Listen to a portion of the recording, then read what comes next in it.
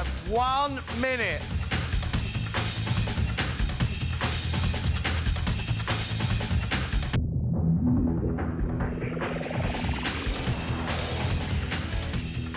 Your time is up.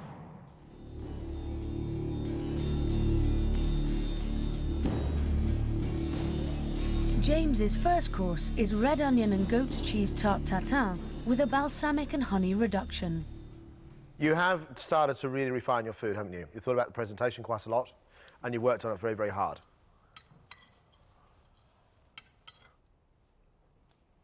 All the flavours work really, really well. It is very, very well done indeed.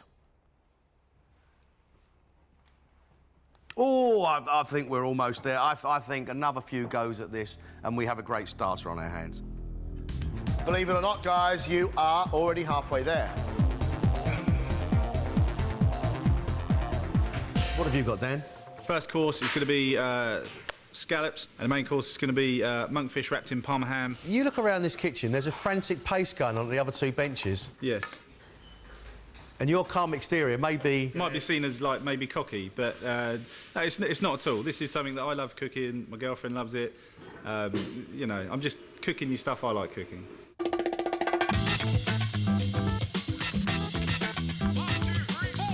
That's got to be absolutely perfect, because the other two are a little bit dangerous, a little bit different. 2 minutes.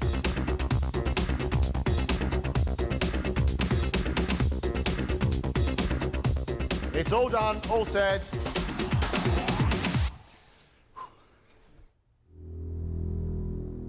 Craig has devised a starter of crab custard with parmesan and pecorino with a grapefruit and pea shoot salad. His main is sea bass with tomato and thyme butter on a broad bean and sweet pea succotash. The crab in the cream is quite subtle. It's completely and utterly washed away by a bit of sharp pink grapefruit. But I think you cook. I think you're an exciting cook. Okay. I actually think it's good. It's a lot better than I expected. Thank you. Dan's dreams are resting on a menu of scallops with pea puree and chorizo and black pudding, followed by monkfish wrapped in parma ham on a bed of mashed potato.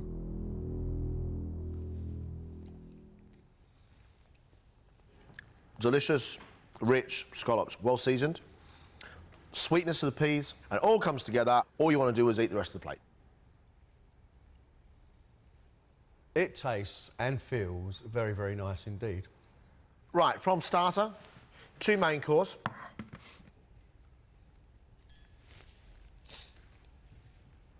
Yeah, I like that. Really like that. We get into that beautifully cooked fish, and that flesh is soft and lovely. It is right. It's the food you want to eat. It's the food I want to eat. I'm just wondering if it's a little bit too simple. Right. So, the fish has to be cooked perfectly, the pesto has to be absolutely delicious, and the mashed potato has to be the most wonderful mashed potato in the world. Like your starter, Dan, I'm really happy to eat it all. Sheridan's finished in time, but will her scallops on a bed of parsnip puree with coral sauce impress?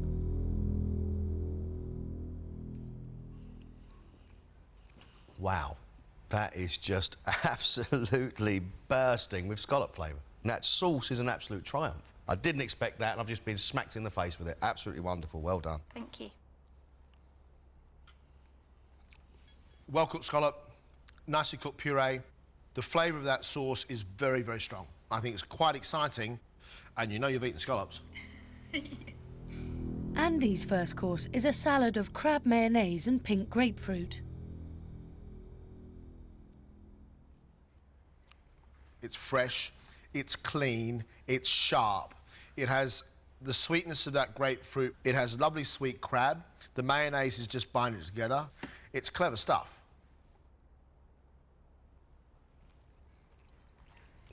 I enjoy my crab. The sweet and sharpness of the grapefruit first. I think that's absolutely yummy. We look quite frantic, but in control, is that right? I feel frantic and I feel in sort of control. Your 3 courses? I'm doing a starter as a puree of English pea soup with white truffle oil and Parmesan crisps. For my main, I'm doing sautéed cod and cod cakes. Sautéed cod on cod cakes? Yeah, and a clam chowder. For my dessert, a lemon sabayon. Is a bowl of soup enough to make somebody a semi-finalist? Bowl of soup, fish and potatoes, and a lemon mousse. Put like that, probably not, but it's in the flavour. I've listened to you, I take on what you're saying, and I'm going to show you that I can deliver on that. You're quite an emotional guy, Johnny. This must mean more to you than just proving a point to us. You know what? I'm not an emotional guy until I became on MasterChef, and it's just changed everything emotionally. So it has. I think Johnny has talked himself up too much here because he's been going on so much about how much flavour is now important. It's all about flavour. I'm cooking all of these because I want to deliver the flavour. Mate, you better. Otherwise, you're going to make yourself look pretty silly.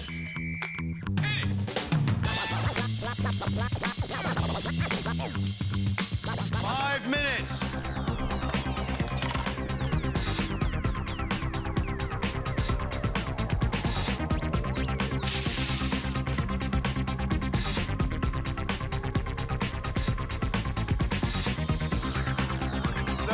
Seconds left.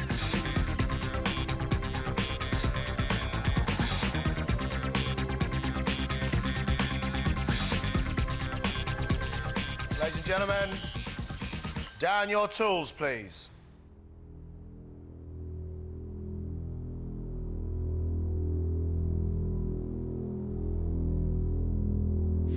Has single dad Johnny managed to inject some much-needed flavour into his food with a starter of pea soup with white truffle oil? Oh, yes. Absolutely. Sweet pea, truffle, works very well together. You wanted velvety, you wanted packed full of flavour. This you have. On the nose, truffle. Therefore, it's heady and slightly sexy. The pea is sweet. The parmesan is soft and salty. It's great. It is a great, great pea soup. Very clever. Okay. To start, Simon's made ambitious Thai crab patties with baked banana porridge. That's quite brown. What else is in there? I've added a little dash of dark shiitake extract. So mushroom extract. Okay. It is slightly salty from that shiitake extract. At the same time, you still get the sweetness of crab. It's very clever. It needs to be toned down on your seasoning just a touch, but it is fairly impressive for the fact that's come out of your head. 100%. It's nice. Your banana porridge, the sweetness with the crab works perfectly. It's sweet, bursting with crab flavour, a hint of chilli. There's far too much salt.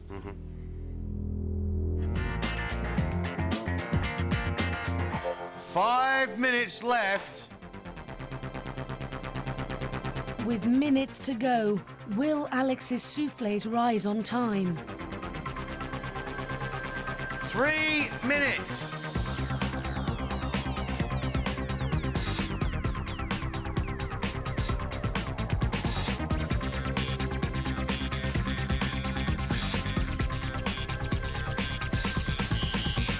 That's it, time's up.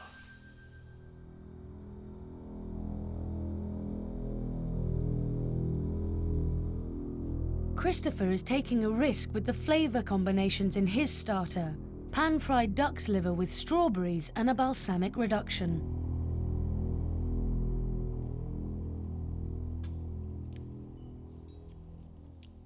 In two parts, I think it's good. I think the livers and the balsamic vinegar are really nice with the onions. I don't mind the strawberries and the salad and the onions and the balsamic.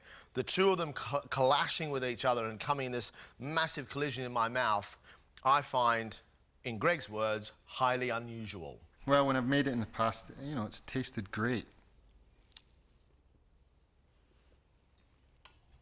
I'm absolutely fine with the sweetness of that strawberry going into the liver. We're not always going to agree. John and I'm not disappointed by it. Okay. I enjoyed it. They have an hour to cook a two-course meal of their own design. Only one will win a place in the quarter-final. OK, Dean. Yeah, I'm fine. What are you going to cook for us? Lemon sauce chevet with fillet of lamb, covered in a herb crust, and I'm going to cover that in puff pastry. What part of this do you worry about? That the lamb's just right, get the pastry nice and brown, and obviously keep the lamb nice and fresh and soft. Are you confident about winning today? After this morning, yes. Dean, thank you.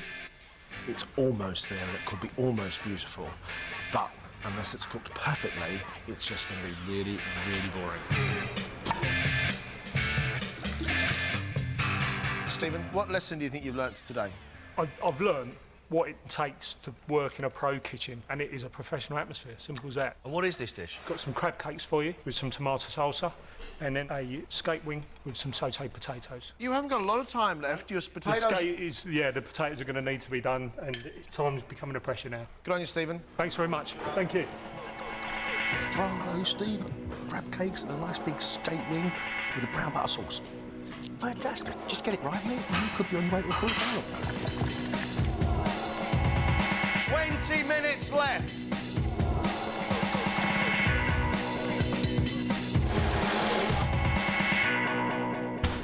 Anna, lots of Asian ingredients on your bench. Yeah, it's haddock baked in a bag with mussels with a light Thai broth.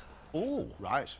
and that's one course. Yeah, and then I'm doing coconut milk and lemongrass rice pudding with a mango cooler. You've been confident. Yeah, fairly confident, yeah. You've seen these guys cook now.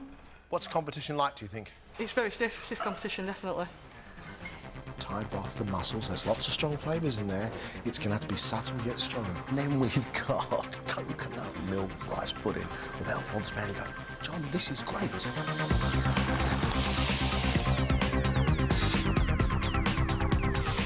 3 minutes left.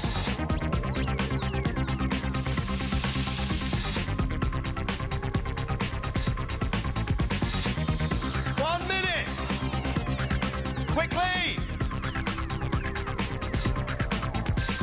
Time is up. Can Stephen prove at last that he has culinary skill with crab cakes and tomato salsa, followed by skate wing in a black butter sauce and sautéed potatoes?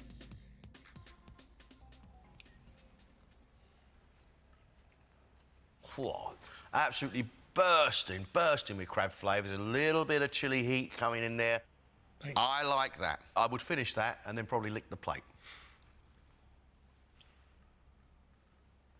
Crispy, texture's good, fantastic. Thank you. That is the way food should be. They have just 1 hour to cook a 2-course meal of their own design. Only one will win a place in the quarter-final. Mike needs to prove that he can balance his flavour combinations. I'm going to do grilled halloumi with roast cherry tomatoes on rocket with a honey and garlic dressing. Now look, all you're doing is warming up a little bit of halloumi and making a salad dressing. Yes. I was hoping to illustrate to you guys that I can do certain flavours, and for mains we're going to do a pan-fried pork loin, because I'm going to do a rarebit topping on top. You've eaten this, have you? Cheesy pig? Yes, it does seem to work.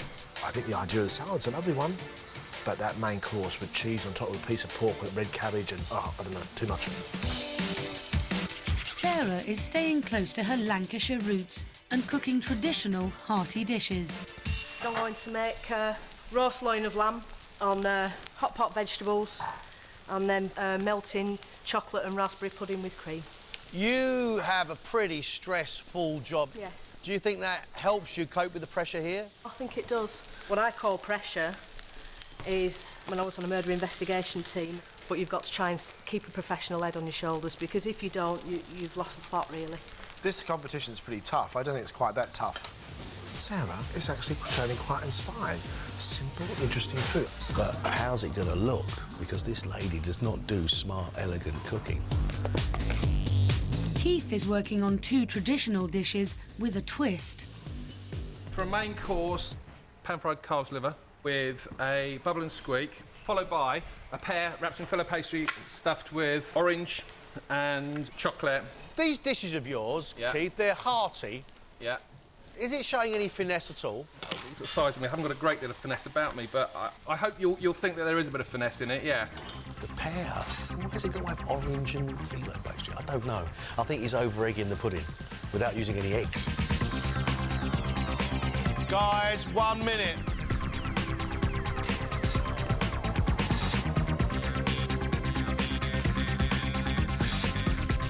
Down your tools, please. Time is up.